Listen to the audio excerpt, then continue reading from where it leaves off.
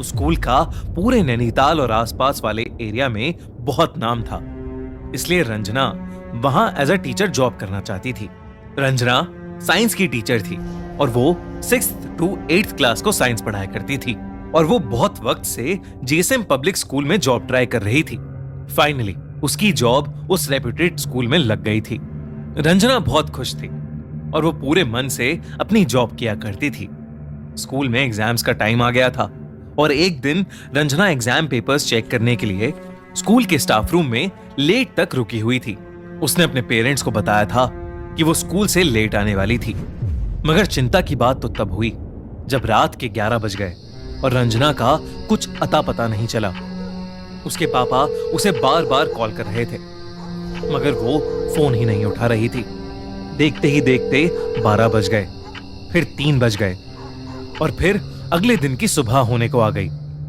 रंजना के पेरेंट्स बहुत परेशान हो गए थे, इसलिए उसके पापा तुरंत स्कूल के लिए निकल गए, मगर स्कूल के गेट पर ताला लगा था। इसके बाद रंजना के पापा सीधा लोकल पुलिस स्टेशन गए और अपनी बेटी की मिसिंग रिपोर्ट दर्ज करा दी। ये सब अभी चल ही रहा था कि रंजना के पापा को उसके स्कूल के स्टाफ रूम वाले नंबर से एक कॉल आया। उन्होंने तुरंत फोन उठाया और उनके पैरों तले जमीन खिसक गई। वो पुलिस को लेकर फौरन स्कूल के लिए निकल गए। वहां पहुंचकर उन्होंने देखा कि स्टाफ रूम में रंजना की लाश पड़ी है। उसके सर पर गहरी चोट लगी हुई थी और शरीर पर ढेर सारे चोट के निशान थे। पुलिस ने यह सब देखकर तुरंत रंजना की डेथ की इन्वेस्टिगेशन शुरू कर दी। उसके शरीर के निशान सीधा इशारा कर रहे थे कि उसे किसी ने बड़ी बेरहमी से मारा है। पुलिस ने जब सीसीटीवी फुटेज चेक किया तो उन्हें उसमें कुछ नहीं मिला। शाम 8 बजे तक रंजना पेपर्स चेक करती नजर आ रही थी और उसके बाद अचानक सीसीटीवी फुटेज करप्ट हो गई थी। यह केस पूरे नैनीताल में फेमस हो गया और जीएसएम पब्लिक स्कूल काफी चर्चा में रहने लगा। स्कूल की प्रिंसिपल को यह बात बिल्कुल पसंद नहीं आ रही थी कि उसकी स्कूल की रेपुटेशन खराब हो रही है, इसलिए उसने पुलिस इन्वेस्टिगेटर अजय को बार बार स्कूल में आने से मना कर दिया। अजय ने केस के बारे में खूब इन्वेस्टिगेट किया, मगर उसे कुछ समझ ही नहीं आ रहा था कि आखिर रंजना का मर्डर हुआ कैसे और क्यों। उस स्कूल के सामने एक चाय और स्नैक्स की दुकान भी थी, जहां एक बूढ़ी अम्मा सफाई का काम किया करती थी। एक बार अजय जब वहां पर चाय पी रहा था तो वो बूढ़ी अम्मा अचानक से बोल पड़ी कि उस स्कूल में भूत है और उस भूत ने ही उस टीचर को मारा है। ये सुनकर पहले तो अजय हंस पड़ा, लेकिन फिर कुछ देर बाद उसने सोचा कि वो एक बार रात में जाके स्टाफ रूम चेक करके ही क्यों ना आ जाए। इसलिए एक शाम स्कूल बंद होने के बाद अजय गार्ड से स्कूल खुलवाकर चुपचाप स्टाफ रूम में इन्वेस्टिगेट करने चला गया।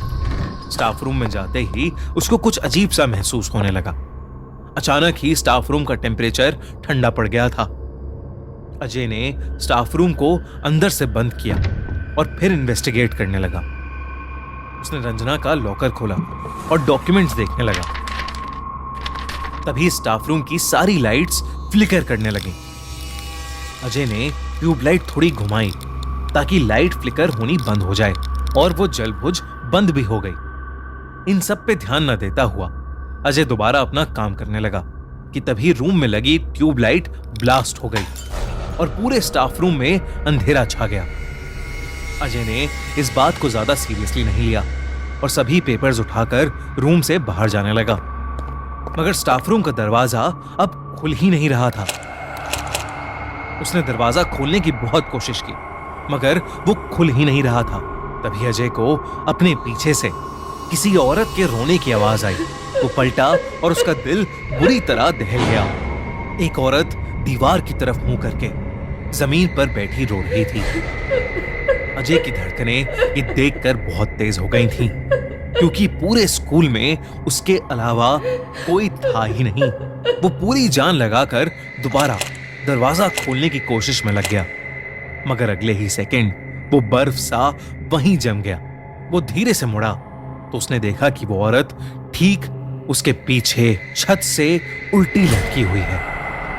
जब उसने ध्यान से उसका चेहरा देखा तो उसकी आंखें फटी की फटी रह गईं।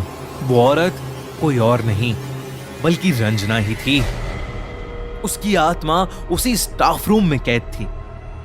देखते ही देखते रंजना की आत्मा छत से ही फ्लोट करते हुए उसी कोने में चली गई जहां वो बैठकर रो रही थी।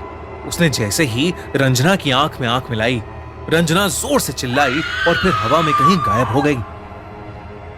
अजय उस कोने की तरफ गया तो उसने देखा कि स्टाफ रूम की वो दीवार लकड़ी से बनी थी, जबकि बाकी दीवारें सीमेंट से बनी थीं। अजय ने तुरंत वो दीवार तोड़ दी। जो उसने वहां देखा वैसा कुछ उसने आज तक कभी नहीं देखा था।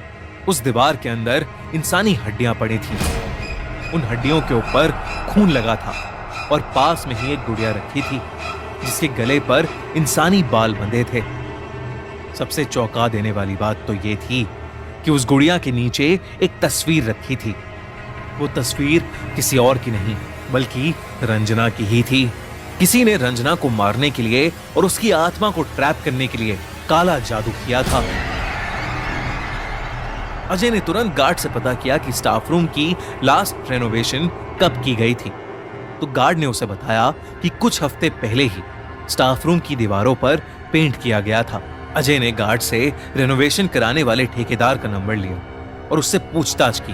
पूछताछ में पता चला कि रेनोवेशन का ऑर्डर तो प्रिंसिपल ने दिया था, मगर जीएसएम पब्लिक स्कूल के साइंस टीचर अनेक घोष काम के बीच में बहुत बार स्टाफ रूम में आया करते थे। एक दिन वो ही प्रिंसिपल से साइन डॉक्यूमेंट लाए जिसमें लिखा था कि स्टाफ रूम की एक दीवार को लकड़ी का बनाया जाए। इंस्पेक्टर अजय ने तुरंत अनीक को अरेस्ट कर लिया। शुरू में तो अनीक ने कुछ नहीं बोला, मगर सख्ती करने पर उसने अजय को सब कुछ सच बता दिया। धीरे धीरे अनीक रंजना को पसंद करने लगा था, मगर रंजना को उसमें कोई इंटरेस्ट नहीं था। धीरे धीरे अनीक की फीलिंग्स उसके सर पर चढ़ने लगी थीं और वो रंजना के पीछे हाथ धोकर पड़ गया था। एक दिन जब उसने देखा कि रंजना किसी दूसरे लड़के से हंस खेल कर बात कर रही है तो अनीक गुस्से से पागल हो गया। जिस दिन रंजना स्कूल में देर तक रुकी थी, उस दिन छुट्टी के बाद अनीक भी स्कूल में छुपा बैठा था। वो स्टाफ रूम में गया और रंजना से जबरदस्ती करने लगा। रंजना ने अपने बचाव में अनीक को धक्का मारा, मगर अनीक को बहुत तेज गुस्सा आ गया और उसने रंजना का सर टेबल के कोने पर दे मारा। रंजना की वहीं मौत हो गई। इसके बाद अनीक ने उस लकड़ी की दीवार के पीछे कुछ काला जादू करने का सामान छुपा दिया ताकि वो रंजना की आत्मा को वहीं ट्रैप कर सके और जब भी उसका मन चाहे वो उसे जाकर देख सके। अनीक की बड़ी बहन काला जादू करना जानती थी और अनीक ने उसी से ये सब करना सीखा था। अनीक के खिलाफ एक सॉलिड केस बनाया गया और कोर्ट द्वारा उसे उम्र कैद की सजा सुनाई गई। जीएसएम पब्लिक स्कूल के उस स्टाफ रूम को हमेशा के लिए बंद कर दिया गया, मगर आज भी कई स्टूडेंट्स और टीचर्स ये दावा करते हैं कि उस स्टाफ रूम से आज भी किसी औरत के रोने की आवाज आती है। आपको क्या लगता है, क्या रंजना की आत्मा अभी तक उस स्टाफ रूम में कैद है?